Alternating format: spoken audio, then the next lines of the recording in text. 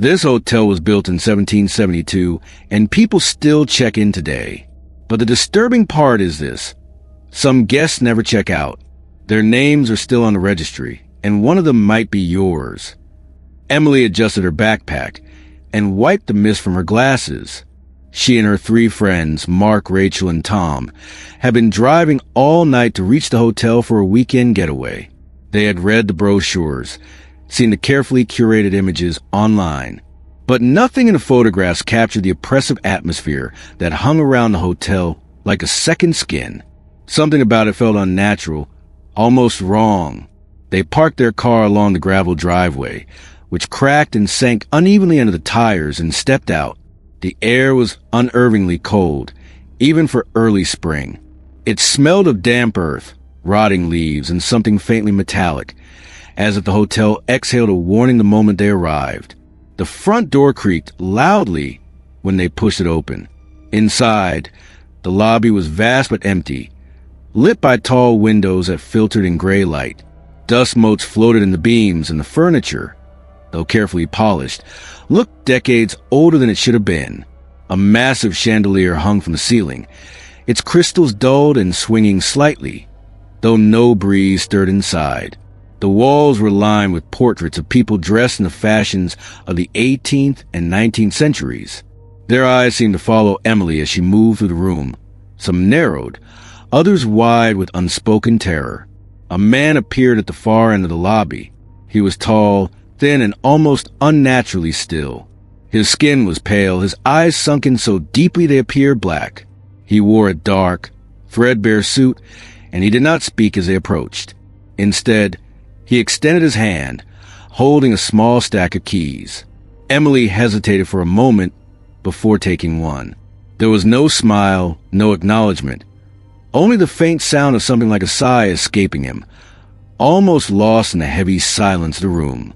As they moved down the hallway to their rooms, the floorboards creaked under their weight, echoing through the empty corridors like gunshots.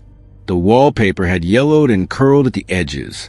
Faded tapestries depicted long-forgotten events, battles, and scenes of celebration that now seemed morbidly distorted by the years. Every step Emily took seemed to amplify the whispers in the shadows, the faintest brush of sound that could have been the wind or something else entirely. Her room was at the end of a long corridor. The key fit, though it felt colder than metal should be, and the door opened with a groan that sounded almost alive. Inside, the room smelled strongly of old wood and a faint perfume, something floral but sickly sweet, like overripe roses. The furniture was antique, a 4-poster bed draped with faded curtains, a desk carved with intricate designs, and a wardrobe whose door seemed just a little too heavy to move. The windows were streaked with years of grime, and behind them, the forest pressed against the glass like it wanted to be let in. As Emily unpacked, she thought she heard soft footsteps outside her door. She paused, listening. The sound stopped. Shaking her head, she told herself it was her imagination, the wind rattling the windows, or the old building settling. But then she heard it again, a whispering voice just beyond the door, barely audible.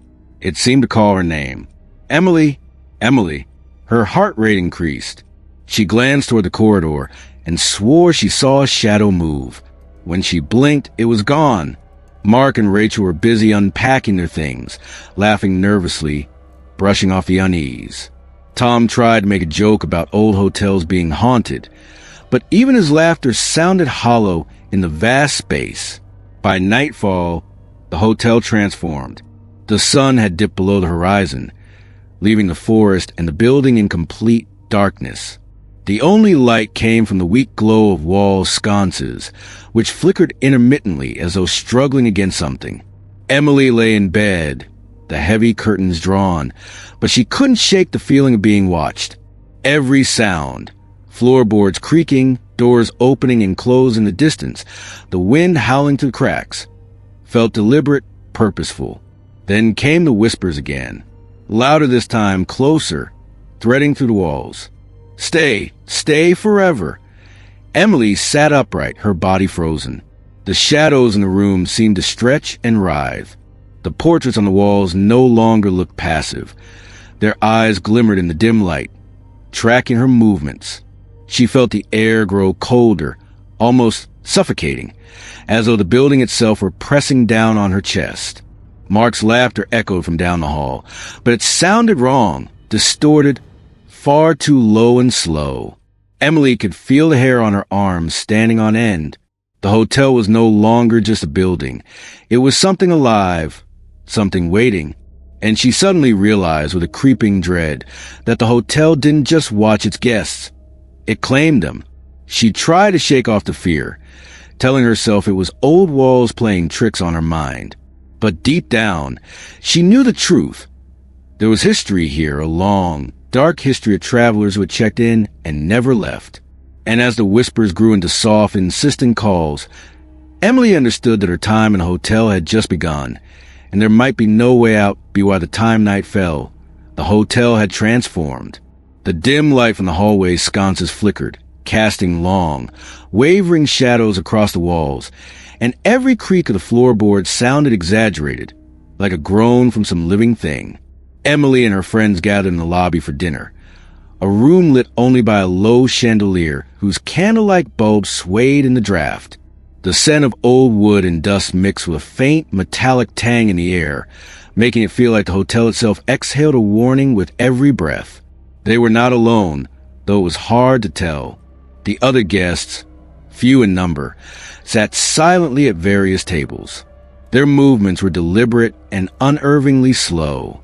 They ate without speaking, their eyes glazed, fixed on nothing in particular, or perhaps on everything at once. Occasionally, one would glance at Emily, and she would feel the weight of their gaze like a physical pressure, heavy and unrelenting. She felt exposed, as if these strangers could see into her thoughts, her fears. The staff moved quietly between tables. Each step made no sound, each movement precise and controlled. Plates were set down in front of the guests, food steaming, yet no one acknowledged the presence of Emily and her friends. Their faces were pale, almost waxen, as though they had been shaped by the shadows themselves. The head waiter, a tall man whose presence seemed to dominate the room without a word, moved past Emily and stared straight through her. She shivered involuntarily, unable to look away. Emily leaned toward Mark. "Do you see them?" she whispered. Mark nodded, his hand tightening around his fork. "Yeah, it's like they're frozen," he said, his voice low. Rachel tried to laugh it off. "It's probably just the way the lighting makes them look creepy," she said, but her eyes kept darting nervously toward the silent guests. Curiosity gnawed at Emily. She wanted to know why these people were so strange, so lifeless. She tried to ask the receptionist when he appeared behind the dining area. Still pale and quiet, his eyes hollow. He spoke for the first time in days, and his voice was soft, almost a hiss. "Some have been here for decades," he said. Emily froze. "Decades? What do you mean?" The man tilted his head slightly, as if listening to something no one else could hear. "They check in, but they never leave," he whispered. And with that, he turned away, gliding silently back into shadows. Emily's stomach churned. The word sank into her like ice, but she tried to rationalize. Perhaps the hotel was a retirement home, or some strange long-term lodging. But no, the rooms she had seen were small, ordinary, designed for a weekend stay, not decades.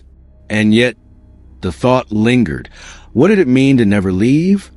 Later, as she returned to her room, Emily felt the hallways close in around her. The air had grown colder, heavier, as if the walls themselves were exhaling frost. The floorboards creaked in patterns that seemed deliberate, like footsteps pacing behind her. She quickened her pace, heart thumping, and glanced over her shoulder. The corridor appeared empty. Then she noticed something strange. Faint, dusty footprints leading down the hall. Her own footprints, but they hadn't been there before. She stopped listening. The soft whispering returned, more insistent now. "Come with us, stay with us." Her pulse accelerated. The whispers seemed to originate from all directions, echoing from the walls themselves. Emily pressed her back against the door of her room, trying to steady her breathing. She could feel a presence moving closer, Something unseen but tangible, like the weight of someone's eyes on the back of her neck. Mark and Rachel were nowhere to be seen when she peeked down the hall. Only Tom's laughter, faint and distant, echoed somewhere far away. Emily's footsteps were tentative as she moved forward, drawn by some compulsion she could not explain. The footprints continued to appear before her, now leading toward the far end of the hallway, where a blank wall had no door. When Emily reached the wall, she pressed her hand against it, and her fingers sank into a strange, damp coldness. The wall felt hollow, as if a space existed just beyond the surface. She pulled back, startled, and the whispers intensified, urgent, almost pleading, "Join us forever." Suddenly, the shadows along the corridor thickened, pulling into forms that resembled the pale guests from dinner. They moved slowly toward her, their hollow eyes fixed. Emily stumbled back, heart racing. The air grew icy, each breath visible as a white puff. Something unseen brushed against her shoulder, a touch that was both soft and impossible, like fingers moving through her skin without contact. She ran to the elevator, pressing the button for the lobby. The car arrived with a soft ding, but when the doors opened, it moved horizontally along the wall, instead of vertically, gliding toward darkness. Emily recoiled, realizing the elevator was no longer bound by logic or time. It led somewhere else entirely. The whispers followed, merging into a chorus of desperate voices. "You cannot leave, you cannot leave." In a moment of terror, she glanced down a side corridor and saw a figure she recognized. One of the guests from dinner, pale and hollow-eyed, moving slowly toward her, lips moving but making no sound. It stopped when it reached her, and for a brief instant, Emily saw a flash of the decades etched into that face, a history of being trapped in a hotel. The figure extended a hand. "Come with us," the silent voice seemed to say. Emily bolted toward her room, fumbling with the key, her fingers trembling. She slammed the door behind her and leaned against it, panting. The room was still, but the air seemed thicker, heavier, charged with anticipation. The whispers had not disappeared. They lingered, curling around her like smoke, promising that the hotel would not let her go. Not tonight, not ever. From that night onward, Emily realized the truth. The hotel was alive. It watched, it waited, and it claimed its guests. And the guests who had disappeared, those pale, silent figures, were proof of its appetite. She had only arrived, but already the walls were closing in. Already. She was part of the hotel's story, another traveler whose fate might be to stay forever. Emily couldn't shake the feeling that the hotel itself was alive. Every corner, every hallway seemed to hum with a quiet, patient energy. It wasn't just the shadows or the whispers anymore. It was something deeper, older, like the building had a memory it refused to release. Determined to understand what she was dealing with, Emily made her way to the hotel library, a small, dust-choked room at the end of a narrow hallway. The library smelled of aged paper, mold, and something faintly metallic, like iron rusted long ago. Shelves lined with heavy, leather-bound tomes rose almost to the ceiling, and the faint light from the single window made the dust swirl like ghosts. Emily pulled a chair to a table and began to examine the archives she found, journals, guest ledgers, and handwritten letters dating back to the hotel's earliest days. Each document told stories of visitors, travelers seeking refuge or adventure, but what caught her attention were the accounts that ended abruptly or strangely. Many entries described ordinary stays, then descended into fear and despair. One entry read simply, "They whisper my name. I screamed, but no one came. I fear I will never leave." Another journal, written in the early 1800s, described a guest wandering the hallway for hours, unable to find their room again, finally collapsing in exhaustion. The final line, "I hear them calling and I cannot escape."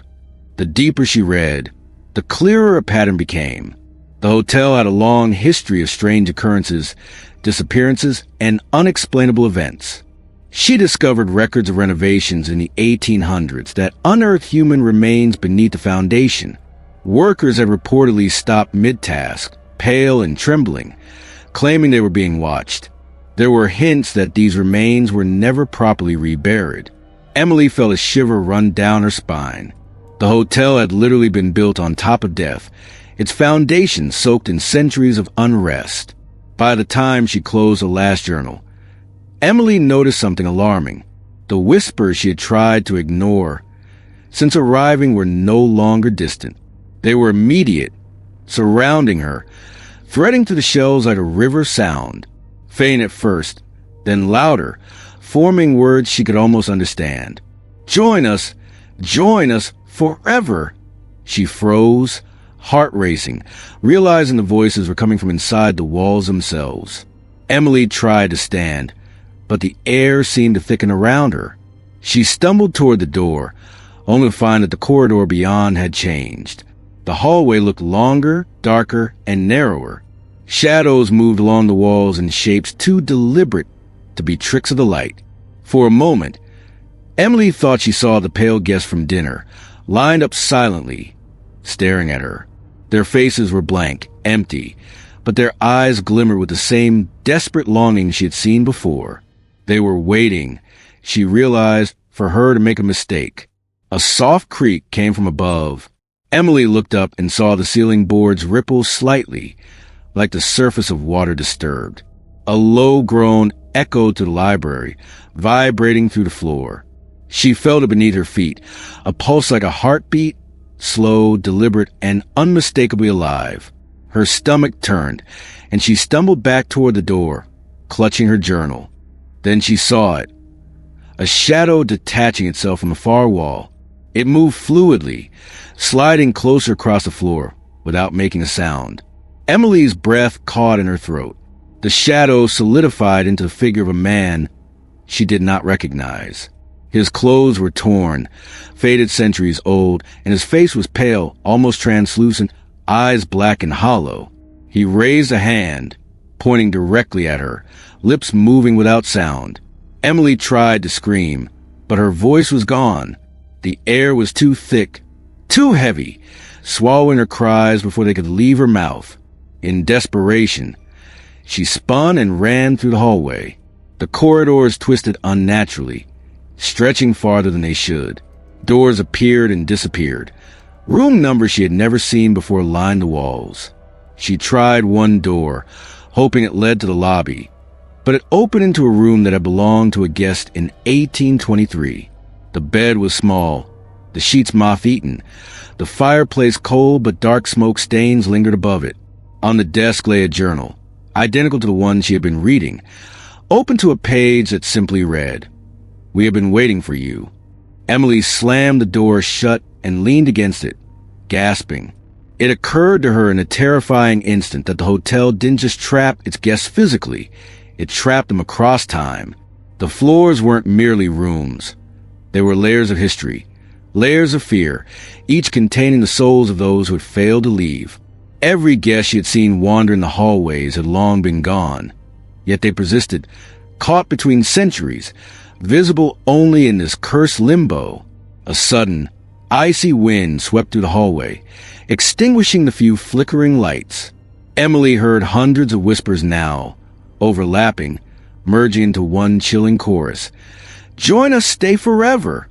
The temperature dropped drastically, frost forming on the edges of the furniture. Her hands and feet felt numb. She stumbled toward the library exit, desperate for the familiar lobby, but the door led to another corridor entirely. The walls were no longer brick, they were rough, as though carved from stone, covered in faint scratches that looked like handprints frozen in time. Emily realized with rising panic that she was not alone. Every step she took was mirrored by faint echoes of movement behind her, footsteps that did not belong to her, shuffling, pacing, whispering. And through it all, the voices repeated, growing louder, more insistent. "Join us. You cannot leave. Stay forever." She understood now the true horror of the hotel. It claimed countless travelers before her, bending the laws of time, trapping them in a loop of fear, isolation, and darkness. And she knew with a cold certainty that the hotel was already claiming her too. The history beneath the hotel was not merely records and archives. It was living proof of the countless souls it swallowed, waiting patiently for the next guest to arrive. Emily pressed herself against the wall, trembling, and whispered to herself, "I have to get out. I have to get out." But the hotel did not listen. The walls seemed to pulse in response, the whispers rising to a deafening roar, and for the first time, she realized that she may have stepped into a place from which no one, living or dead, ever escaped. Emily didn't know how long she had been wandering. Minutes felt like hours inside that hotel.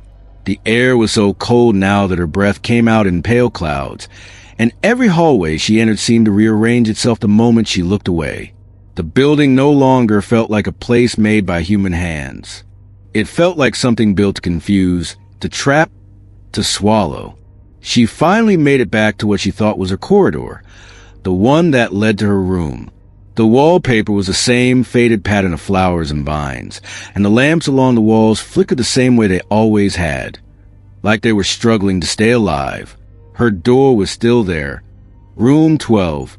Emily's hand shook as she pushed the key into the lock.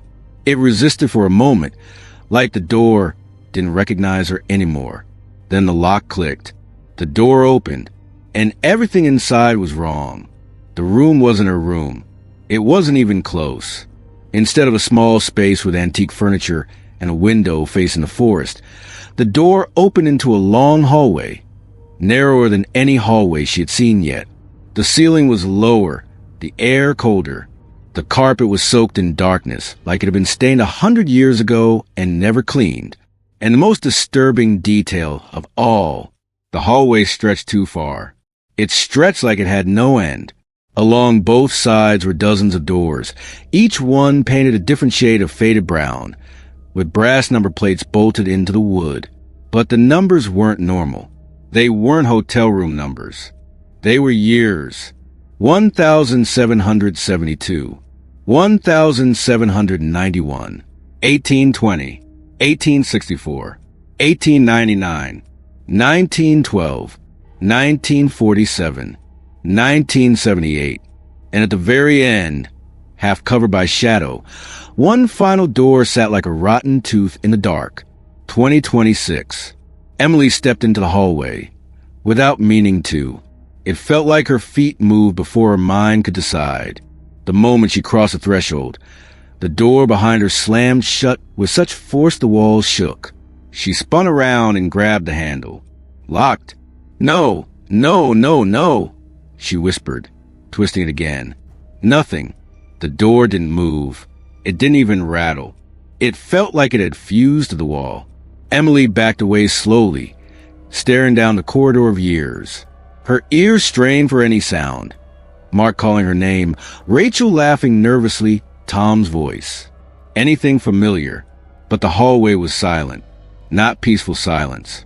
The kind of silence you feel right before something horrible happens. Then she heard it, a soft sound, like fingernails brushing the wall.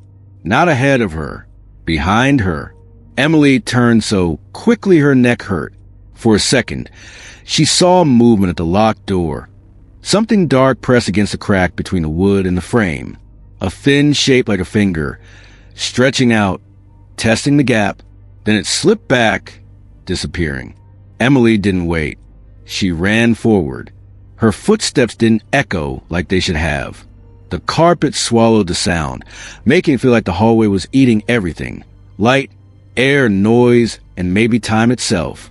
As she ran past the doors, she noticed something terrifying. Some were slightly open, and inside each one, there were sounds. A cough, a sob, a faint prayer, a low moan of pain. Emily stopped at the first door that was open, the plate reading 1899. She pushed it slowly. Inside was a bedroom lit by a single oil lamp, its flame trembling as if it feared what lived in the shadows. The wallpaper was different here, dark red velvet, ripped in long scratches. The bed was massive, but the sheets looked stiff and stained. The air smelled like smoke and wet wool. And on the chair near the bed sat a man. He wore old clothing, boots covered in mud, a coat that had been patched too many times. His face was thin and gray, eyes sunken, lips pale. He looked up slowly. His eyes locked onto hers. And he smiled. "Finally," he whispered. Emily stumbled backward. "Who are you?" The man's smile widened, cracking the skin at the corners of his mouth. It looked painful. "A guest," he said softly. "Like you." Emily's throat tightened. "How long have you been here?" The man's eyes flicked upward, as if he was trying to remember a number too large to say out loud. "I checked in," he murmured. "And then the hotel closed behind me." Emily stepped back toward the hallway. "You can leave with me." The man's smile disappeared instantly, like it had never been real. "No," he said sharply. Not angry. Afraid. "You don't understand." His voice dropped to a whisper. "The hotel doesn't allow leaving. It collects. It keeps. It—" A sound interrupted him. A slow, dragging sound coming from behind Emily in the hallway. Emily turned and her blood ran cold. A figure was walking toward them, barefoot, slow. Its head hung low like its neck could barely hold it up. Its skin was pale, too pale, like paper soaked in moonlight. Its arms were thin and too long, and its fingers dragged along the walls, leaving faint black streaks like burn marks. It moved with the calm patience of something that knew she had nowhere to go. The man in the chair began shaking violently. "No," he whispered. "Not now. Not again." Emily backed away until she hit the doorway. The figure continued coming, step by step, slow enough to make the moment stretch like torture. She slammed the door shut. The moment it closed, the hallway lights flickered brighter, then dimmed again. The door plate changed. Emily stared at it. It wasn't 1899 anymore. It now read 1772. Her stomach dropped. She grabbed the handle and yanked it open again, expecting the same room. But it had changed. Now it was a different chamber, older, darker, and filled with the smell of damp soil. The walls were bare stone. The floorboards were uneven. Candles lined the edges of a table, melted down into thick piles like bones. And hanging above the bed was a bell rope. Emily froze. She knew this wasn't a normal hotel room anymore. This wasn't a room meant for sleep. It was a room meant for rituals. A whisper crawled out from the shadows. "You're early," it said. Emily turned her head slowly. In the corner of the room stood a woman in old-fashioned clothing, hair pinned back, face half hidden by darkness. Her eyes were open too wide, like she'd been forced to watch something for too long. Emily's voice came out broken. "Are you real?" The woman nodded, barely. "I was," she whispered, "before the hotel finished with me." Emily took a step back. The woman lifted a trembling finger and pointed down the hallway behind Emily. "Do not open the last door," she said. Emily's body went cold. "The door marked 2026? She asked. The woman's lips stretched into something between a smile and a warning. "That door is where the hotel puts you," she whispered, "when it learns your name." Emily slowly backed away into the hallway again and pulled the door shut, her hands shaking so hard she could barely breathe. Now she understood the truth. The doors were not rooms. They were cages. Each door was a year. Each year was a trap. Each trap held a guest who never left. And the hallway itself was the hotel's stomach. Emily ran. But as she ran, the hallway didn't end. The same doors repeated. The same numbers returned. The air grew colder, thicker. She felt like she was sprinting inside a nightmare that was looping on purpose, designed to wear her down. Then she saw it again. The door at the end. 2026. It wasn't just there. It was waiting. And the worst part was this. As Emily slowed down, panting, she saw fresh scratches on the door. New ones, written into the wood like someone had carved them in desperation, with broken nails. "Emily is here. Emily is next." A soft knock came from the other side of the door. One knock, then another, then a voice, quiet, clear, and impossibly close to her ear, as if the hallway itself was speaking. "Check-in is almost complete.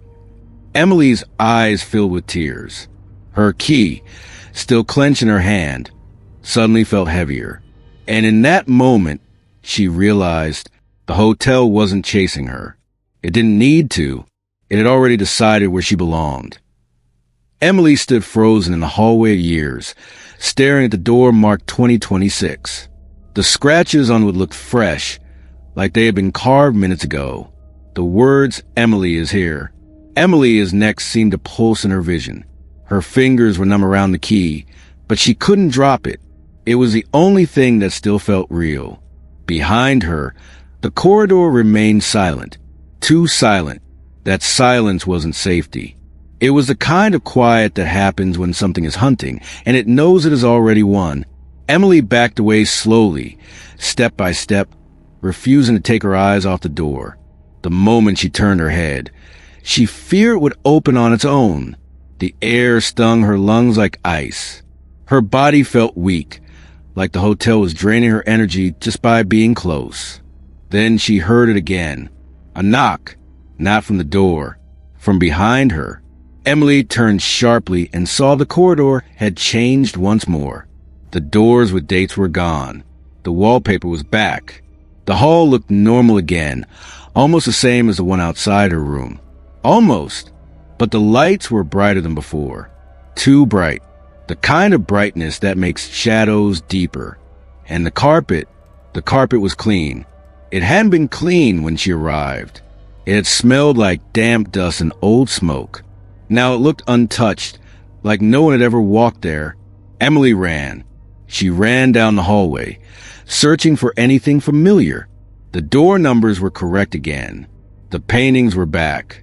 The same faded flowers on the wallpaper. She didn't understand how the hotel could rearrange itself so perfectly, like it was trying to convince her nothing had happened. But she knew better. Her heart hammered as she reached the stairwell. She grabbed the railing and raced down, nearly tripping as her legs shook under her.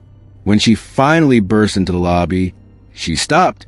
The lobby looked alive, not in a warm way, in a hungry way. The chandelier above was fully lit, brighter than it had been at any time since they arrived. The light made the room glow gold, but the glow felt wrong, like candlelight in a tomb. Every portrait on the wall seemed darker now, the faces sharper, the eyes more focused. The furniture was arranged neatly, as if prepared for company, and at the front desk, the receptionist was standing there, waiting. He wore the same dark suit, the same hollow expression, but now he had a smile. It wasn't a human smile. It spread too wide. It looked like the skin on his cheeks strained just to hold it. Emily's mouth went dry. "Where are my friends?" she managed to whisper. The receptionist blinked slowly, like he was processing her words as a stranger might. "Guests," he said softly. His voice was clearer now, stronger. It echoed slightly, as though it came from more than one mouth. Emily swallowed hard. "No. Mark. Rachel. Tom. Where are they?" The receptionist tilted his head. Then, without looking away from her, he lifted one thin hand and pointed to the sitting area near the fireplace. Emily turned, and her blood turned to ice. Mark sat on the couch, perfectly still, staring straight ahead. His face was pale, his eyes unblinking. Next to him sat Rachel, hands folded in her lap, her posture stiff like a mannequin. Tom stood by the window, facing outside, motionless as a statue. Emily stumbled toward them. Mark, no response. She grabbed his shoulder and shook him. His body moved, but it moved wrong, like it was heavier than it should have been, like it wasn't fully his anymore. Mark's eyes turned slowly toward her, and when he spoke, his voice was flat, empty. "We're fine," he said. "We're staying." Emily stepped back, horrified. "No, you're not. We're leaving right now." Rachel's head turned next. Her lips moved carefully, as if the words were being forced out. "We already checked in," she whispered. Tom's reflection in the window caught Emily's attention, not his face. Behind him, in the glass, she could see figures standing in the lobby, dozens of them, but when she turned around, There was no one there. Only empty space. Only light and shadow. Emily backed up toward the entrance doors. No, we didn't. She grabbed the brass handle and pulled. The doors didn't move. She pulled again, harder. Nothing. It felt like the doors weren't even doors. They were part of the wall. Emily pressed her forehead against the glass, panic rising like fire. Outside, the fog was thick and endless, swallowing the world beyond the hotel. She couldn't even see the driveway anymore. "Open!" she screamed, pounding on the glass. Her fist struck the door, and the sound it made wasn't the sound of glass. It sounded like wood, like she was hitting the inside of a coffin. Behind her, the receptionist's voice drifted through the lobby. "Once you arrive," he whispered, "the hotel remembers you." Emily turned. The receptionist was no longer behind the desk. He was standing closer. Much closer. Emily hadn't heard him move. She backed away, step by step, trying to keep distance between them. But the lobby seemed to stretch and shrink at the same time. Every step felt useless, like running in a dream. "Were you?" Emily choked out. The receptionist's smile deepened. "A host," he replied, almost politely. "A keeper. A witness." He lifted his hand again. In his palm sat a leather-bound book, thick and old, its pages yellowed like bone. He opened it slowly. Inside were names. Hundreds of names, written in careful ink. Emily's eyes widened when she saw the dates beside them. 1772, 1791, 1820, 1864, 1899, 1912, 1947, 1978. He flipped further, and there it was, 2026. And beneath it, Emily Hart. Emily's knees almost gave out. "No," she whispered. "I didn't sign anything." The receptionist's smile twitched. "You don't need to," he said. "You entered. You stayed the night. You accepted the key." Emily felt the cold metal key in her hand like a brand. The receptionist leaned forward slightly, his eyes darker now, deeper, like holes into a place without light. "Every guest leaves something behind," he said softly. "A breath, a fear, a piece of their life. The hotel collects it." Emily's voice shook. "Why?" The receptionist slowly raised one finger and pointed upward. Emily followed his gesture. The chandelier. At first, she saw only crystal and light. Then she saw what was really there. The crystal pieces weren't crystal. They were teeth. Hundreds of small teeth, hanging like decorations, clinking gently whenever the chandelier swayed. Emily gasped, stumbling back, horror flooding her chest. The receptionist's voice changed. It became layered, like many people speaking at once. "The hotel was built in 1772, it whispered, but it was never meant for travelers." Emily's eyes darted around the room, trying to find a way out. The portraits on the walls, the faces were changing. Their skin became pale, their eyes hollow. The guests in the paintings were trapped too. Their mouths were open as if screaming, but no sound came. Emily backed away until her shoulder hit the wall. Then she felt it, a vibration. The wall behind her pulsed like a heartbeat. Slow, heavy, alive. The receptionist stepped forward, moving with the calm certainty of someone finishing a routine. "Final step," he whispered. What final step?" Emily cried. He raised a key in her hand without touching her, as if it controlled it. Emily tried to drop it. Her fingers wouldn't open. The key slid from her grip by itself, floating toward the receptionist like it was being pulled by an invisible string. He took it gently, then pointed down the hallway. And that's when Emily saw the door. It wasn't there before, but now it was a door at the end of the lobby corridor. A polished wooden door with a clean brass plate that read, 2026. Emily's stomach twisted. Behind the door, she heard movement, soft breathing, whispers, a dozen voices repeating her name. "Emily, Emily, Emily. The receptionist's voice became gentle again, almost comforting.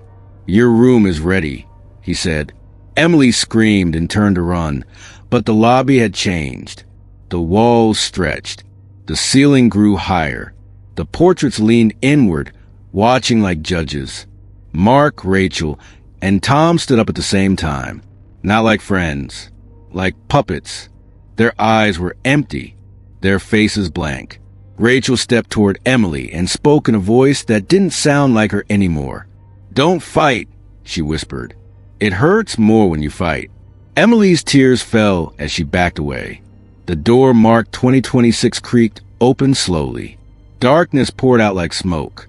And inside the darkness, Emily saw her own room, her suitcase unpacked, her clothes neatly folded, a bed made perfectly, like someone had been preparing it for her since the moment she arrived. The receptionist stood beside the open door, smiling. "Check-in complete," he whispered.